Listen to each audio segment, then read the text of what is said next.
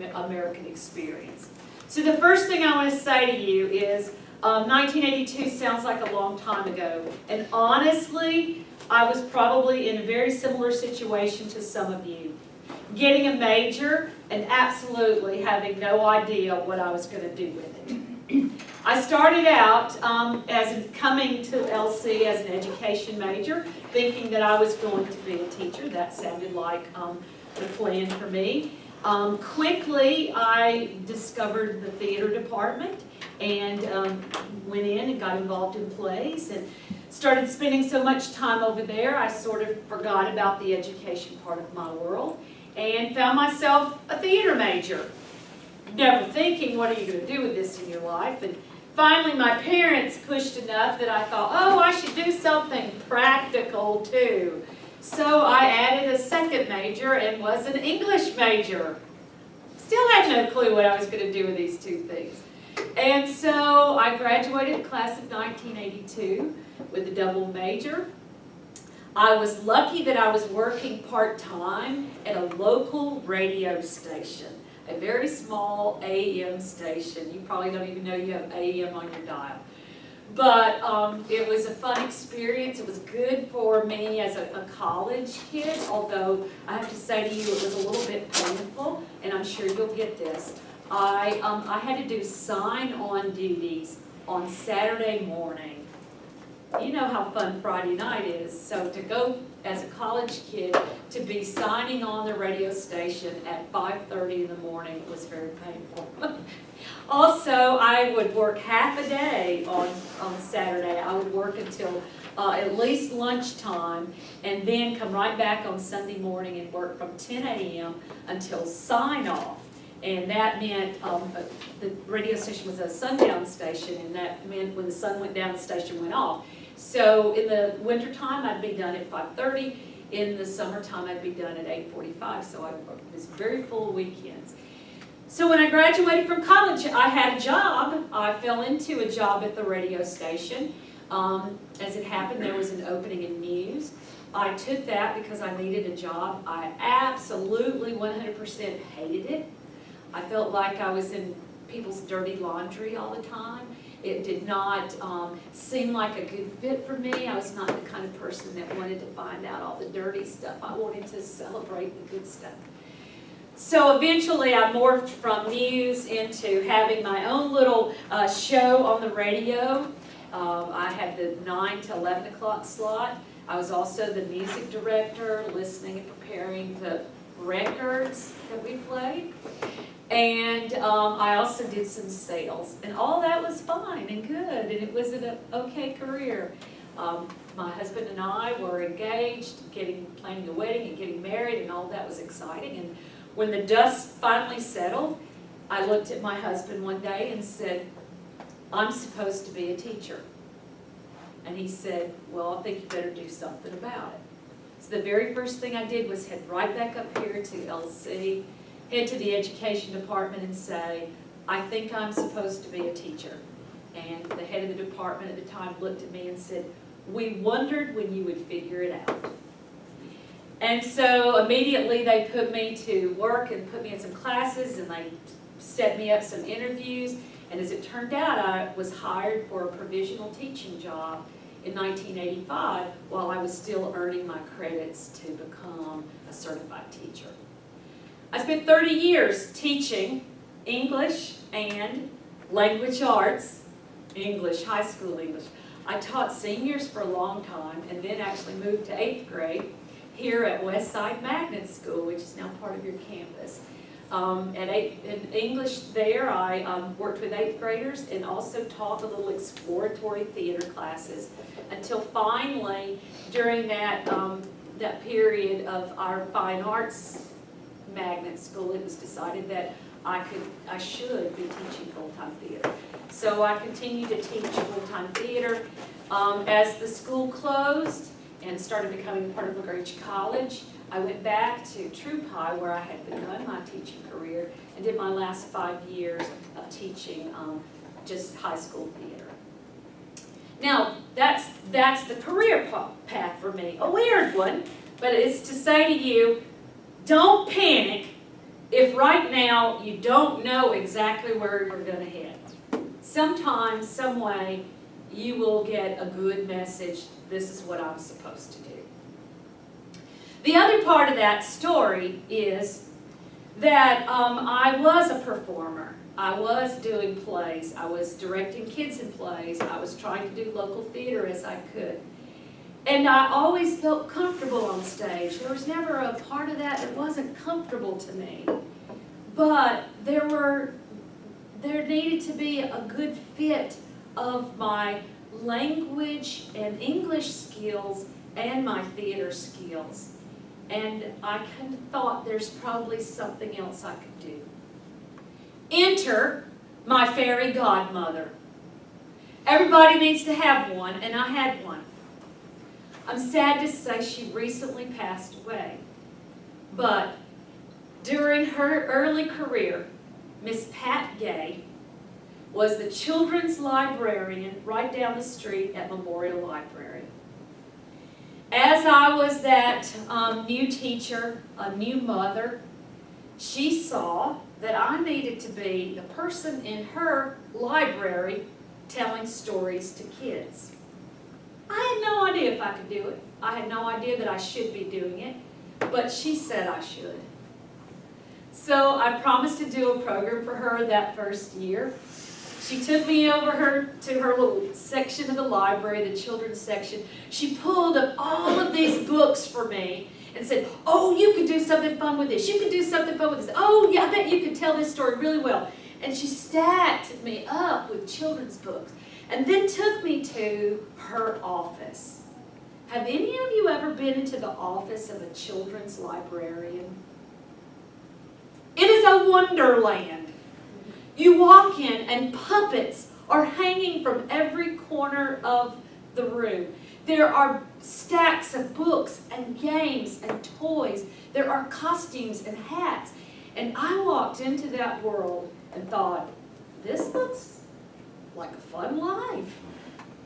She pulled out props for me and sent me home with books and props and prepared me to come and do a program at the library for the Children's Vacation Reading Program. How many of you used to do that when you were a kid? Did somebody drag you to the library? Yeah. Well, I did that for Pat, and I thought, that's fun. That was good. I enjoyed it. It was a good mixture of the theater world and the English world. But Pat's the one who also said, you need to go to a storytelling workshop. And thank goodness the one she sent me to was with Donald Davis, an internationally known storyteller who has visited your campus, who might have visited your school, even when you were in elementary school. Donald had a really interesting theory about storytelling. And I'm going to practice this on you in a few minutes. His theory is that we don't sit down and go, oh, let me think about a story. His theory is that we go into story by thinking about the people and the places that have changed our world. He likes for you to think about what's your normal world, and then when did that world flip upside down? And your first thought is your world flips upside down about something tragic that happens. Well, that's not always the case. Getting married flips your world upside down. Graduating college, that's a good thing. That flips your world upside down. Having a baby flips your world upside down. So there are lots of theories and ideas of things that could make that changeover. But the other part of the story is what happened after that. If you were an elementary student, Donald would tell you to think of the 5 P's. The first P, and I want you to do it with me, when you just show me your thumb. Take your thumb, put it on your head. The first P in storytelling is a picture that's in my head that I need to move to your head. Okay? Move it out. Now, that's not foreign. I bet in the last 24 hours, somebody in this room went up to their friend and said, man, you should have seen what happened in the cafeteria.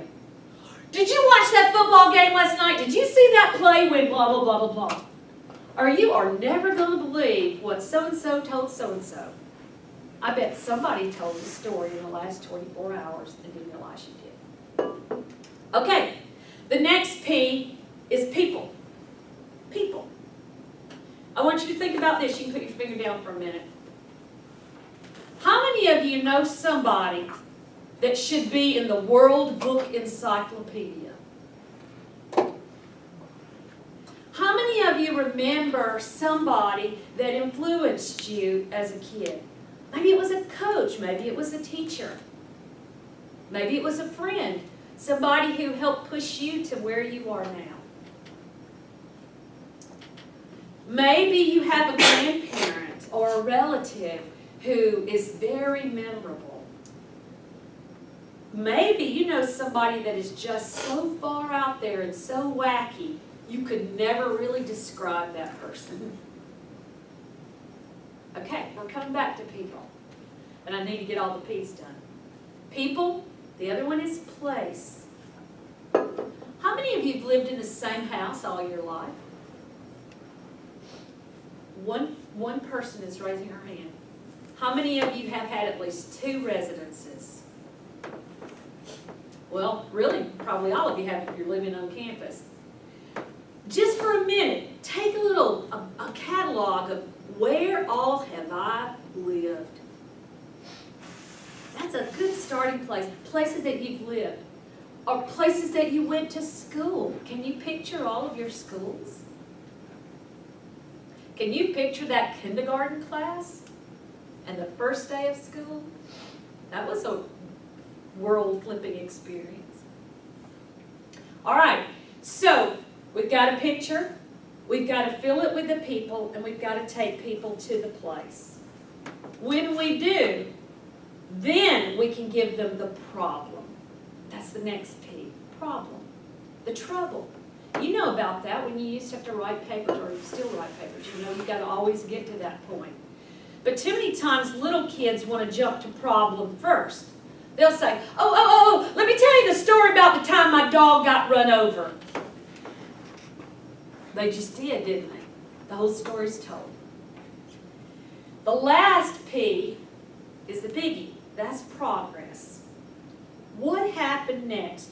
What changed? What was different after the experience? Now, I learned that formula from Donald, and I went to that first weekend workshop with him, and I found a story that day. I don't even remember it. It was just something that just sort of fell out. In the weeks that came, another story came to my mind. And in the 20-plus years now that I've known Donald Davis and worked with the Azalea Storytelling Festival, stories continue to turn up and show up. Sometimes I have to work hard for them. I still go to workshops with Donald every summer. I spend at least 1 week working with him, sometimes 2. I have weekend workshops with him, and I use that as my time to find stories. But I could be also just sitting in the smallest of places and something will crop up. And I'll go, oh my gosh, I hadn't thought about that. This summer, a very amazing thing happened with Donald Davis. We were talking about people, and people that had changed our lives and made a difference in our lives. When all of a sudden I thought about my favorite LaGrange College professor. And I thought, oh, I don't know if I'm going to tell a story about him, but I'll play with this piece. And so part of the playing with it meant that we got into little groups. We spread out across the room. And so moving to these little groups, your group is supposed to take turns playing with this idea. They're not finished pieces. They're just ideas that we might have. The idea of talking about Dr. Max Estes, my theater professor, was so new and so raw, and I've not even had time to think about it, but I volunteered to go first in my little group of 4. And just as I opened my mouth, you know what happened? The teacher walked in the room. In walked Donald Davis. He sat down in the back. He had a pad, and I could see he was making notes. And I'm going, oh, crap. He's going to hear me play with his story. I don't know what he's going to think. Well, I spilled out this description of Dr. Estes. I don't know all of your faculty here, but I want to just tell you just a tad about him. Dr. Estes was the kind of professor who knew everything about every one of his students. And we don't know how he knew it. He apparently had a mole in the theater department who he would bribe with lunches, and they would tell him everything. I had a date with the man that would be my husband. I didn't tell anybody, but he knew. My husband's last name is Cain, C-A-I-N. In phonetics class, Dr. Estes writes me a note in all phonetics. I decipher it for it to read, "Are you planning on raising a little Cain?" How did he know I had this date? I do not know. He would sit in his chair all curled around him. He would stroke his chin. And if you upset him, his expression was, "Good night! Good night, Miss Houghton. What are you doing?" And he would roll his hands through his hair, and his hair would stick up all over the place. And his eyebrows were bushy, and he always looked unkempt. But he was the father figure an entire department of teenagers needed. I spilled out that little rough draft of Dr. Estes, and as it would turn out, I had to tell it in the big group. And Donald Davis walked up to me and said, "You know you have a story, don't you?" And I said, "Well, I wasn't sure." And he said, "You have a complete story." I brought it home and quickly found Pat and said, "Can I come to the archives and look at material about LC and about Dr. Estes?" She graciously set me up with files of material. She even played music for me while I was working.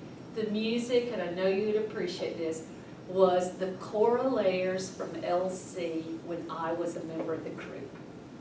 So I sat down in the basement of this building thinking about my LaGrange College days and knowing there are stories to be told.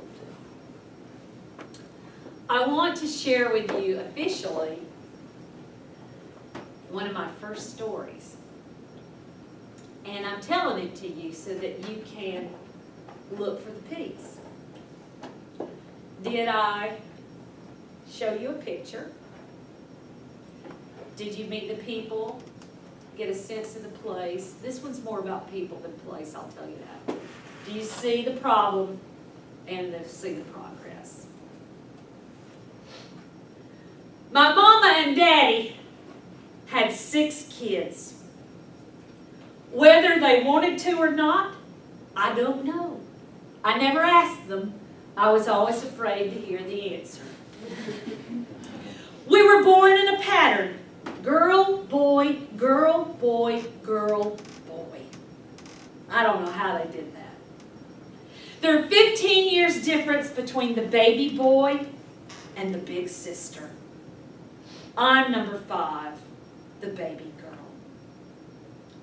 I'm about to tell you my age, at which point you just go, wow, she doesn't look that way. In 1965, when I was 5, go ahead, do the math. My oldest sister graduated from Hogansville High School. You know where Hogansville is? You have to pass through pass by on the interstate. The city of friendly people. That's my hometown. A small hometown. My sister Donna Jean, named after my parents, Don and Jean, graduated from Hogansville High School and decided she would move to the big city of Atlanta to seek her fortune or a husband. When she made that move, I was panicked. You see, my big sister spoiled me. She was like my little mother. And I thought, how will I ever survive without without Donna at home. And I worried about that because Interstate 85 had not been built yet. That meant that to get to Atlanta, you went through a zillion trillion miles of back roads. And I thought, I'll never see my big sister again. But the first time she came home for the weekend, she had a big bag in her hand. A store called Woolworths. We did not have that in Hogansville.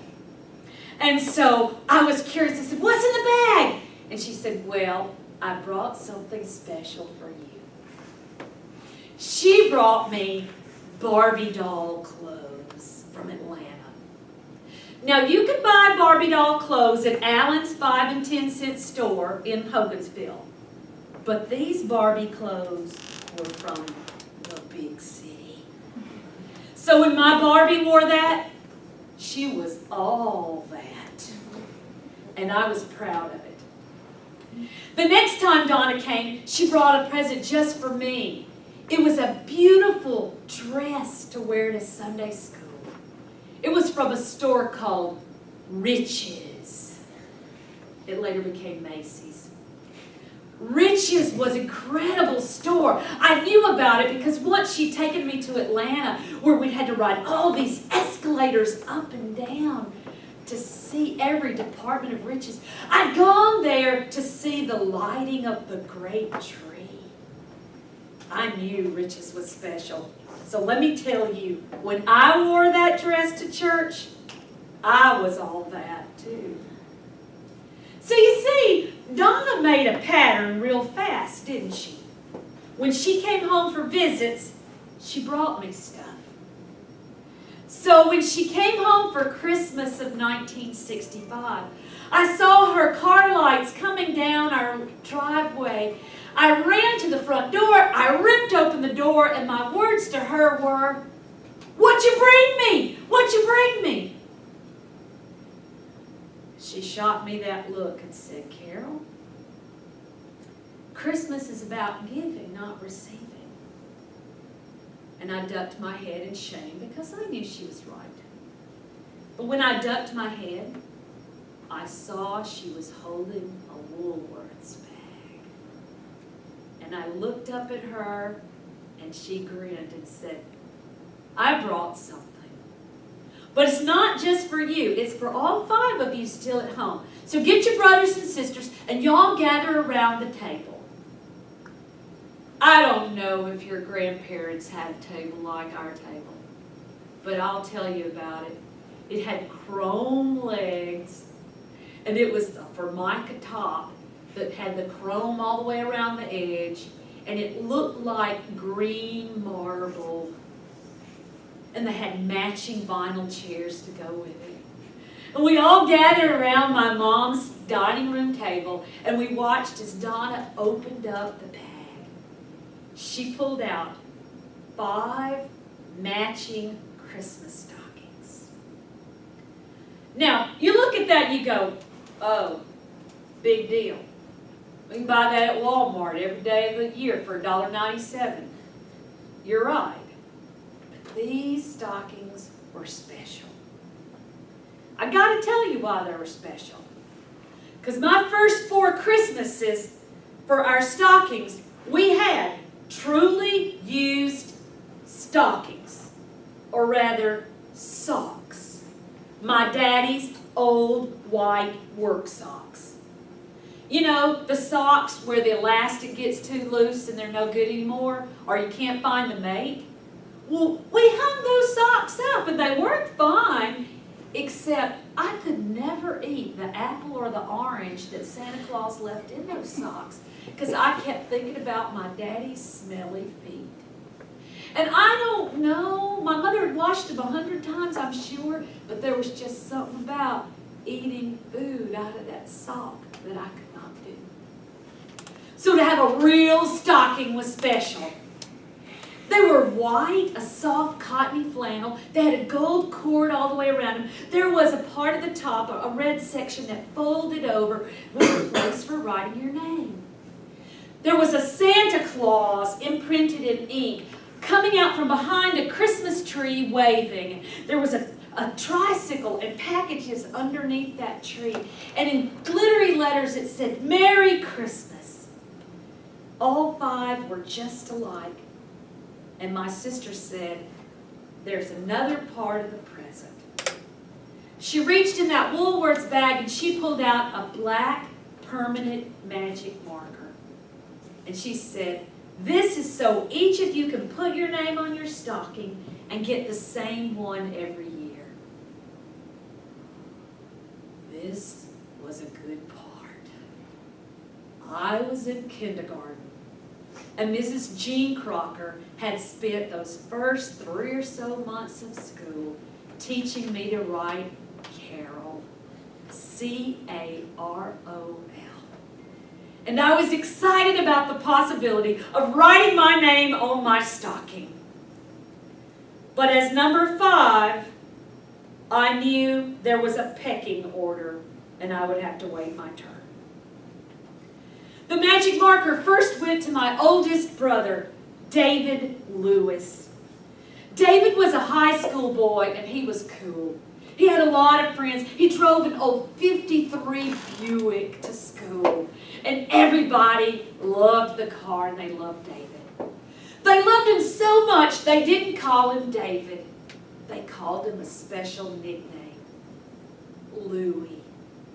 It was the mid-60s, and if you turned on the radio, you heard, "Louie, Louie, oh baby, we gotta go. Yeah, yeah, yeah, yeah, yeah, yeah." Do you know that song?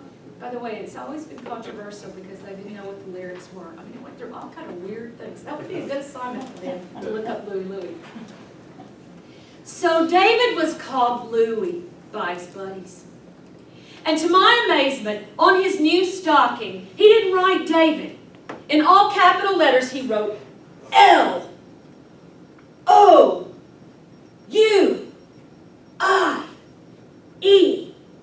Louie. And to make sure that everybody knew it was a nickname, he put quotation marks around it. And I looked at it and I thought, oh man, I wish I had a nickname. That looks so cool on his stocking. I waited my turn. The marker went to my middle sister, Wanda Lynn. Wanda was a middle school kid, and girls, I know you know it. There's a period of time where you practice writing in different fonts. And she was practicing her font writing, you know, and she was using these curvy letters. I went through that period, but mine didn't result so much in my changing my handwriting. For a very brief period of time, about a week, I added an E to my name because I thought it looked cool. Well, Wanda used curvy letters, and she used up every single inch of space on the top of that stocking by writing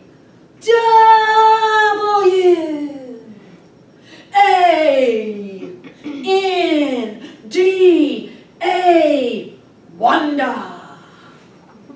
And trust me, it matched my sister's personality. And I thought, oh, I wish I could do curvy letters like Wanda. But I practiced in my head that handwriting Mrs. Crocker had taught me, C-A-R-O-L. Before Wanda relinquished the marker, she said, I should probably write Jeb's name on his stocking. This is a good idea. My baby brother was only 2. He couldn't write yet.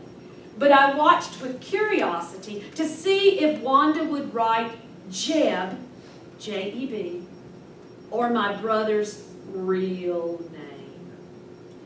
You see, as the baby of 6, my parents had run out of names.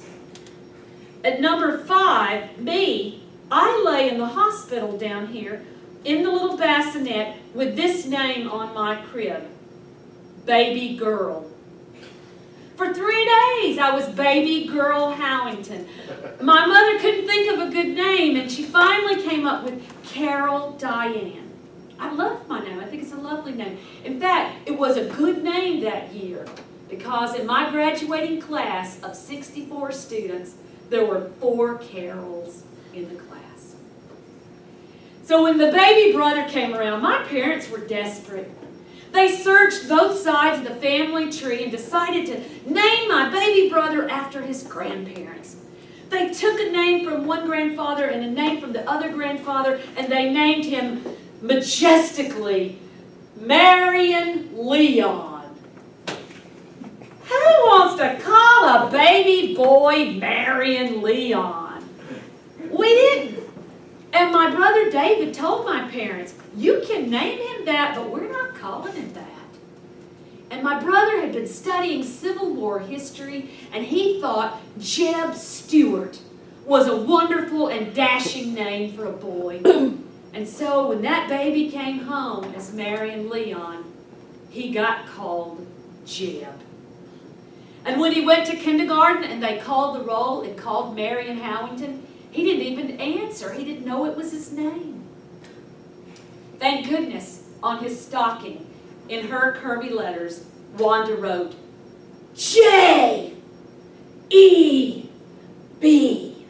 Jeb. She put the marker on the table.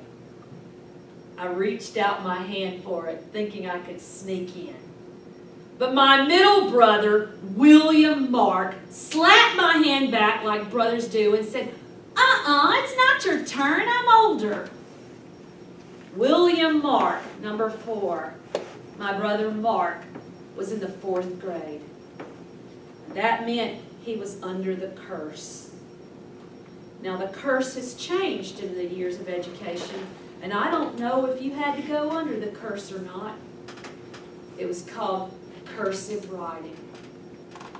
You had to learn cursive writing, and once you learned it, you had to use it. That was the formal way to write your name. So poor Mark had no choice but on his stocking to write in cursive, scrawly little letters, M-A-R-K, Mark. And then he threw the marker at me and said, it's your turn. I picked it up, but this time my sister Wanda grabbed my hand and she said, wait, don't you want me to write your name for you? No, I know how to write my own name. Miss Crocker showed me. She said, I know, but I could write it pretty. I know how to write my name pretty. And oh, I was mad now. And I was determined I was going to show them that I could write my name. And I was going to do it on my new stocking from Woolworths. And it was going to look good. I took the top off that marker. I leaned my elbow down on the table. And I wrote my name just like I had at school. C A R O L. Oh, it looked good.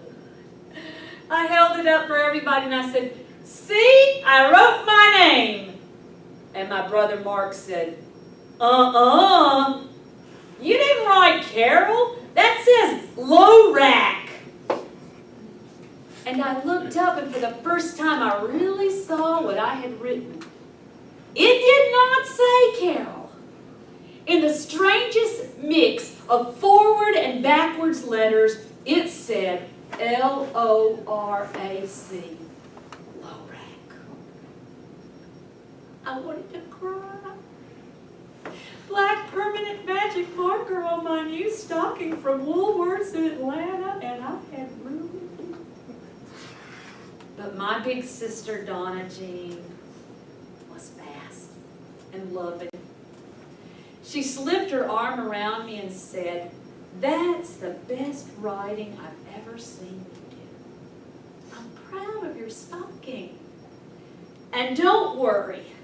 Santa Claus is going to know that low rack is you. We're going to hang our stockings underneath our portraits. Because you see, Olin Mills had come to Hogansville. And my mother had dragged us off to get these big portraits done. And they hung in chronological order around my mama's living room. My spot was over the green leatherette sofa. And we took my low rack stocking and tacked it underneath my portrait. Santa found it. In fact, I ate the apple and the orange that he put in there that year. It was a great Christmas with my family. I got marvelous gifts. But I got a gift that year that I still have. To this day, it is the only thing my brother Mark still calls me. Low rack. The nickname I thought I wanted, and now I'm stuck with. That was that story, one of the first stories. I think really my second story that I discovered. If I could jump in just for a split second, I mean, my kids love that. They've heard it on the CD that she has. And I mean, to this day, Zach will come bounding over to me when I get into trivia. He goes, Dad, guess who's here for trivia? And I was like, who? And he goes, Lorac. They love that name. Thank you. That story has percolated for a long time. And I will tell you, last Christmas was the 50th anniversary hanging of those stockings. And here's what you need to know. Just like every story, it continues to have chapters. We have those stockings up every single year. My mother dragged them out every year. The glitter wore off. The writing faded on everybody's stocking except mine. They had to be patched up, they had to be sewn up. But it was part of our tradition, it's part of our family, it's part of who we are. So, 11 years ago, after my mother had survived a very serious and life-threatening illness, we'd gotten her back home. We were having a big Christmas celebration. My mother called us to the dining room the same way she called us to wake us up, to get us ready for school, every morning of our lives. Donna! David! Wanda! Mark! Carol! Jim! Y'all get in here. When my mother speaks like that, you come running. The 6 of us left the fun of the Christmas party we were having in the living room and went into the dining room. And my mother sat at the dining room table, not that old Formica top table. Actually, she was sitting at a table that her grandparents, her great-grandparents made as a wedding present for her grandparents. I think I got that right. A beautiful old table. My mother was sitting there. The stockings were piled in front of her, and she was holding a Sharpie marker. And she said, I can hardly read these this year. Y'all sit down and trace back over your names. Well, my sister Donna had to buy herself one of those tacky little red and white furry stockings from Walmart because she didn't buy one of the matching ones to begin with. And she went over her pretty little cursive writing. David went over Louis, quotation marks. Wanda went over her curvy letters. Mark went over his scrawl. Jeb got to write on his stocking for the first time. And I sat down last. And I stared at that stocking, and I was so scared to put the marker to it because I didn't want to change not one tiny fragment of our family story. That's why I'm a storyteller. My family has acknowledged that I am sort of our family historian. And they'll take my stories and say, that's not how it happened. But I know the answer to that. I'll go, that's how it happened to me. You have a different story, and you need to tell your version. I have a t-shirt that says, storytelling is our native language. And that's true. It is very, very true. I want you to just for the next day or so think about how many times you actually do tell stories when you get together at lunch or when your buddies are just hanging out. It's a very natural part of us. As for the American experience, the United States is at the heart of a renaissance in storytelling. In 1973, on an October day, in a tiny, tiny, tiny little town in Tennessee called Jonesboro, Tennessee. It's the oldest settlement in Tennessee. It's up near Johnson City, Bristol, and Kingsport, if you know the Tri-Cities area. A journalism teacher and his neighbors pulled out an old flatbed wagon, put it on the courthouse square in Jonesboro, and decided they should have a storytelling festival. The journalism teacher, Jimmy Neal Smith, had been inspired by a country comedian named Jerry Clower. I don't even know if you know who Jerry Clower is. Jerry Clower would always tell these ridiculous stories. And inspired by him, they decided we should have a storytelling festival. And they had that very first one with people sitting on bales of hay, climbing up on this wagon and telling stories. That eventually becomes the National Storytelling Festival, which now hosts 10,000 people every year. Tellers from all across the world. So the United States gets the credit for this renaissance in storytelling. We didn't invent it. Humans have been telling stories since the caveman reenacted the hunt as a way to tell his buddies what happened that day out in the wild. But we are now at the center of that. We are the Jonesboro is now the home of the International Storytelling Center, which does all kind of cool work. And one of the most important parts is trying to figure out how to involve your generation in storytelling.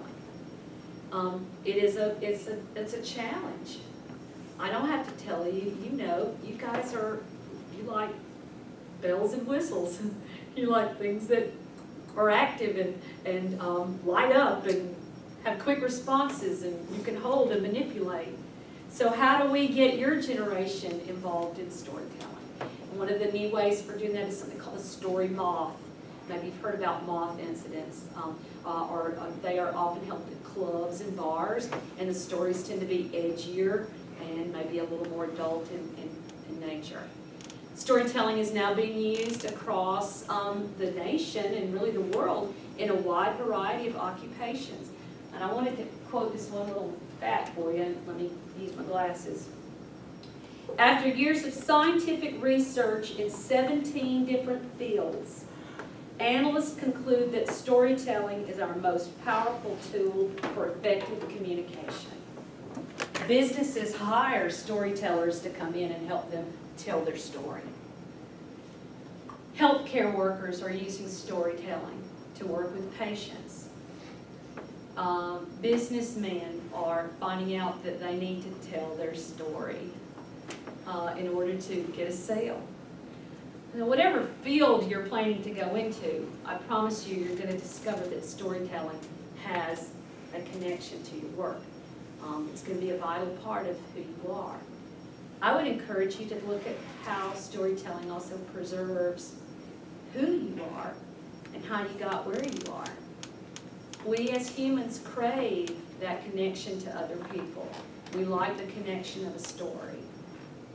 And so I want to use the questions Donald would ask in a workshop, now that you've heard LORAC. Did my story make you think of anybody you know? Did my story make you think of some place or some time or maybe some Christmas? Did my story make you think of something that happened to you? And if any of those are true, then I did my job. I made a connection. I know you're ready for dismissal, but are there any questions you'd like to ask? Go ahead. This is a good opportunity. I had especially a if lot you're more looking to for- tell you than I just ran into a whole different direction than I intended, but that's what happens Since to you're all storytellers. you're all writing something about storytelling, this is a good chance to get the quote that you want for your paper. And certainly, since we're putting this online, if you're like, oh wow, you're so imaginative, wait, I didn't write anything down, you can go back to this. I mean, we're posting all of these up on the site, so I would highly recommend you do. Well, just a little additional thing, I keep story journals, and they're a combination. This was my first one, and it is so wackily organized, no one could ever make heads or tails of it. It has notes from workshops, but it also has just cues in it that I'll come back and think about things as like incentive for future stories. So I might write down a prompt like this, cooking. How many of you in here tried to cook something and it didn't turn out right? Hello, you have a story. So I have a couple things in here. At the time I made chili that had bugs in it, not on purpose. Or the quiche I tried to make and I used the wrong kind of canned milk. Huge disaster. I have pets written in here. So that includes my dog Fish Hook. An unusual name for a dog, right? There's a story behind it. I wrote rooster. I have a story about a rooster. I wrote my brother's bird. Someday I'm going to tell a story about my brother's bird. It was a parrot named Thomas Belsby. And Thomas Belsby, isn't that a weird name for a bird, but my brother's weird. Thomas Belsby could imitate voices. My father had had throat cancer and spoke like this, pushing air up from his diaphragm and coming through the trachea that had. But Thomas Belsby would imitate my daddy. He'd say, "Hello, Don. Hello, Don." Just like my daddy's voice. It was incredible. He would also insult you. So I have things like that in here. The kind of storytelling that I did, I should back up and say, that's called a personal narrative because it happened to me. It's my story. You cannot go out there. No one in this room could go out there and tell Lorac because it's not your story. It didn't happen to you. And you can't say, "I wrote my name Lorac." So I know that's my story and nobody's going to steal that story. But there are, of course, fairy tales. There are folk tales. There's a cool storyteller on the national circuit who has this, she always has a musician with her, and he's playing this bluesy vibe in the back, and she does spoken word poetry. Her name's Minton Sparks. She's really cool. If you want to see something very unique and different, see her. There are people that do cowboy poetry. That's incredible. There are a lot of people that do Appalachian ballads as part of storytelling, so there's not one type of story, but you sort of have to find your niche. And for me, I do a lot of folk tales with kids, but then I do personal narratives, usually with adults and sometimes with kids. Okay, that was a lot. Now, questions? Okay, well, here's the deal. You guys are a shy bunch, seriously? No. Yeah. All right. So Darius and I were taking a theater history class. Good. Theater majors. And a big topic we've been talking about lately is how you take something from like the Greeks or the Romans that was the foundation of theater, but how do you make an audience today Appreciate it without losing things from that by, adding the bells and whistles, Right. by adding the visual effects, and how do you make them love what it was supposed to be? So, I have a storyteller that I would like to make you look up and have you think about. She was just here at our festival last year. Her name is Barbara McBride, McBride Smith. Barbara is from Texas, and she does Greek tales Texas style. Okay? And so she has put everything with, she tells the Greek tales as they are, but they're all done with this whole Texas vibe, and it's totally cool. So yeah, that's an excellent question. We have to make those things valuable, because the bottom line is, the theme is still the same. The lessons are still the same. We got to learn from the Greeks. We're going to learn the same things. So what do you do? And I'd love to chat with you more about that. And so you're not asking me questions now, but here's the deal. Professor Torres will have my email and phone number, and I will happily be a resource for you or give you connections like this one and tell you some people or some things to listen to. I have a lovely story collection on CD and some things that are on DVD of different tellers and different styles. If that's something that anybody wants to pursue, I'd happily loan materials or put your folks here in the library on to some things that they might look up. I would encourage you, this is a biggie, this is the naggy teacher in me, I would encourage you to make a very good choice of coming to the Azalea Storytelling Festival in March. It's held at Callaway Auditorium. It is free for college students. You get those credits you need, and it will be an entertaining weekend. You also have a free opportunity coming up. Sunday, October 16th, from 2 to 4, we will be hosting a free Stories in the Gardens at Hills and Dales. That's the historic Callaway Mansion just up Vernon. And the storyteller we have coming in is a LaGrange native, done good. Grammar misused on purpose. His name is Fred Newman. You may know Fred because he is the sound effects and voice man from Garrison Keillor's Prairie Home Companion. He also, this is probably your generation, you'll get it. Do you remember watching the cartoon Doug? He was the voice of Pork Chop and one other character, I can't think about it. He did a Mickey Mouse Club show at one point. He also has done a lot of children's work. I don't know if you've ever seen an old movie, Harry and the Hendersons, but he played the voice of the Sasquatch kind of thing. So he's a really, really cool guy. He's going to tell stories in the garden. It's free. It's a Sunday afternoon. We'd love, love, love to have you come. 2 to 4. Two things to consider. One of them is, keep in mind that, remember how Dr. Hurst went over 2 days, almost 2.5 days, on analytical stuff, on theory, on hypothesis, on variables, on relationship and stuff. That's very left brain. Carol Keene I brought in as a guest speaker because I don't have a right brain. I'm like half scarecrow. When you see my grading, you'll find out I'm also only half tin twisted.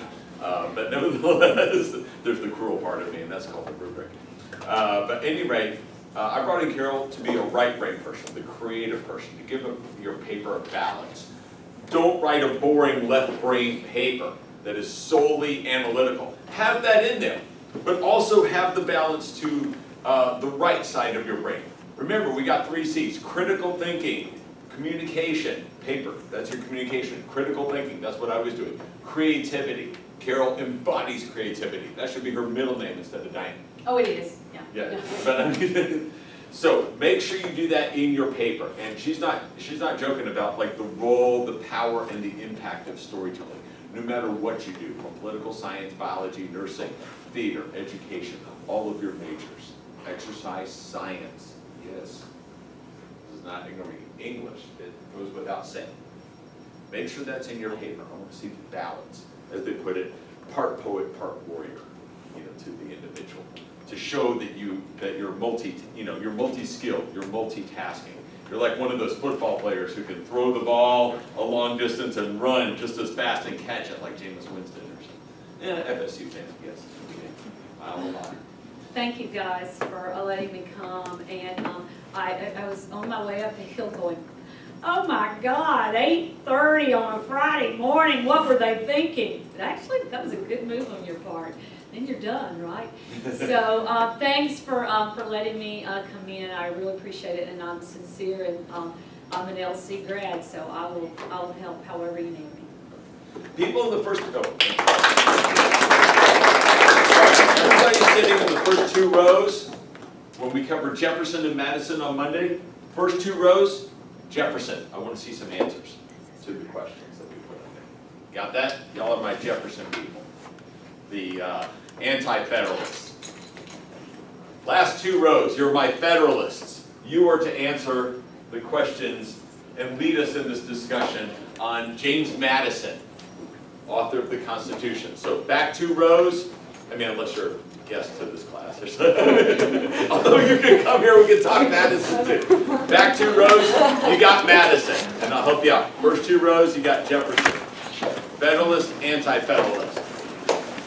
That's for your reading. The less you hear of me, the better. Thank you very much, Karen.